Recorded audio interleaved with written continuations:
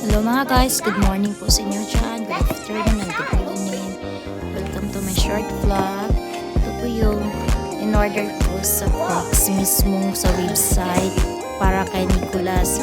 Yun, na-excite siya kasi nga gusto niya yung yung style at saka yung parang na-customize ata yung bag. Nung binuksan niya, nangyari is parang na-disappoint siya kasi medyo malaki yung size, hindi kasi sa paa niya. Nakita nyo po, super excited niyang buksan to. Yun, tingnan nyo, binuksan niya. Tapos, yan, proud na proud pa siya na sa kanya daw yung, sa kanya daw yung Crocs.